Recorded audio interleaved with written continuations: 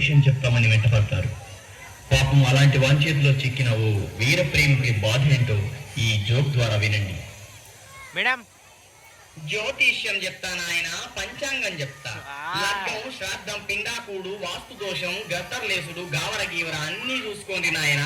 చెయ్యి చూసి చెప్తా, కాలు గుంజి చెప్తా, అద్దినట్టు చెప్తా, గుద్దినట్టు చెప్తా నాయన.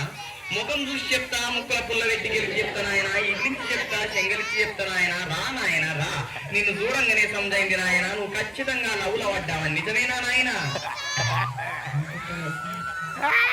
నిజంగానే నీకెట్లా తెలుసు? ఐస్ క్రీమ్ గారుతాంది, నీ నెత్తిలకెళ్ళి పల్లికాయ పొట్టు రాలుతాంది, నీ బట్టల మీద చాక్లెట్ల మరకలు, నీ చెంపల గోర్ల గీకుడికి. దీన్ని బట్టి నువ్వు నీ లవ్వర్తో లొల్లి పెట్టుకొని వచ్చినవని అవునా నాయనా? నిజంగానే పంటలు. నువ్వేం పికర్ వరకు నీ లవ్వర్ ను నీ దిక్కు దింపే మంత్ర తాయతిస్తావో నువ్వున్నాయా?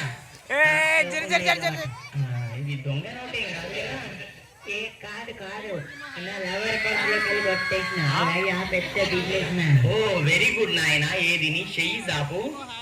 ఇగో నా చెయ్యి చెయ్య కాల చెయ్యి సాపు నాయన. అరే బాపురే వామో నాయనోయ్. ఏమైంది పంతులు, గన్ని వంకరలు తిరుగుతాను, ఏముంది నా చేతుల? అరే నువ్వు చాలా దురదృష్టవంతుడి నాయన. నీ ఎంట 7 ఏళ్ల శని ఎయిడ్స్ రోగం లాగా పట్టుకొని ఎలా కాంది నాయన, ఎలా కాంది. పంతులు మరి నేనేం చేయాలి చెప్పు? దీనికి నా దగ్గర కత్తర్ నాకు తాయతుంది, కానీ నేను చెప్పినట్టు చెప్తేనే అది పనిచేస్తుంది నాయన. చేస్తా అంటే చెప్తా. చెప్పు పంతులు, నువ్వు ఏం చేయమంటా చేస్తా. ఆ పోరి మాత్రం నా తొవ్వలకు రావాలి గట్ల. ఆ తొవ్వల కాదు, నీ తోకిరువది నాయన, తోకిరువది. అంటే ఇప్పుడు నేను తోక పెట్టుకోవాలి నాయన? గట్ల కాదు నాయన, తోక అంటే అది కాదు. నిన్ను ఇడిచిపెట్టది కదా దయ్యం లెక్క, నీ నీడ లెక్క ఎంటబడి నీ కోసం పానమైన ఇయ్యనికి తయారైతుందన్నమాట.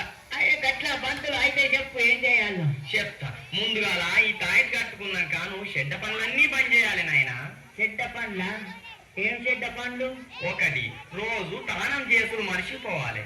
ఏడాదికి ఒకసారి బతుకమ్మ పండుగకు కళ్ళు సారతోని తానం చేసి ఇంతింత నీ పెయ్యికి బూర్ది పూసుకొని ఆడోళ్లతోని నువ్వు కూడా బతుకమ్మ బతుకమ్మ ఉయ్యాలని పాట పాడుకుంటే రాలే. రోజు పొద్దుగా లేవంగానే ఓ కర్రెపిల్లి పట్టుకొని మెడకాయ కొరికి చంపేయాలి. రోజుకు 20 బీడీలు ముక్కులు పెట్టుకొని తాగాలి. రోజుకు ఒకే పూట బువ్వ తినాలి, అది కూడా ఫస్ట్ పట్టి బువ్వ మొత్తం తిని అటెనక పప్పు చురుకొని అయినాక సాంబార్ కూడిది తాగినట్టు తాగి అర్ధగంట వండుకొని లేచి బిందె నీళ్లు తాగి మళ్ళా వండుకోవాలి. ఇక రాత్రి పూటనేమో బంగ్లా మీద కూర్చొని సుక్కలెన్ని కొడుతున్నాయి, ఎన్ని మాయమవుతున్నాయి లెక్క రాయాలి.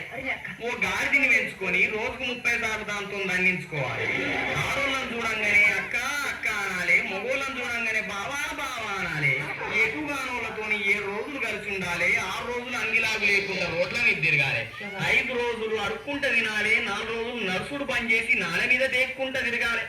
3 రోజులు మూతి తినాయిలతో కట్టుకోవాలి. 2 రోజులు కళ్ళల్లో కారం పోసుకోవాలి, ఎండల వండుకోవాలి. ఇక ఆఖరి రోజు అడవిలో పోయి ఎర్రజీమలు బాగున్న పుట్ట మీద కూర్చొని 12 గంటలు గడపాలి.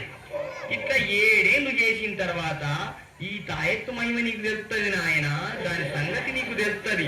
మంచిదే కాని పంతులు, 7 ఏళ్ళు నా పని నేను చేసుకుంటా కూర్చుంటే అది ఏమన్నా నాయట పట్టుకొని లేచిపోతే ఎట్లా? ఆయనకి ఒక్క పోరి కోసం ఇవన్నీ చేసేందుకు వేరే ఇంకెవరు దొరకరా? ఇంకో పోరికి లైన్ వేసి పాట అవుతాయి, నీ తాయి తద్దు నీ మాత్రం. సరే నాయన, నీ ఇష్టం. మళ్ళా గిట్లా నీ లవర్తోని తన్నులు తినస్తే నా దగ్గరికి రా, మంచి మంచి మంత్రాలు చెప్తా, మంచి మంచి తాయెతులు ఇస్తా. ఏ నీ తోకల తాయెతులు తోకల జ్యోతిషం నీ పట్టిగారు నేను 100 కొట్టుకత్తే వీడితో కలుసారుతో స్నానం చేయాలన్నట, సుక్కలని లెక్క పెట్టినట్టు. 7 రోజులు అట ఎటుగానే తోటి కలిసి ఉండదు.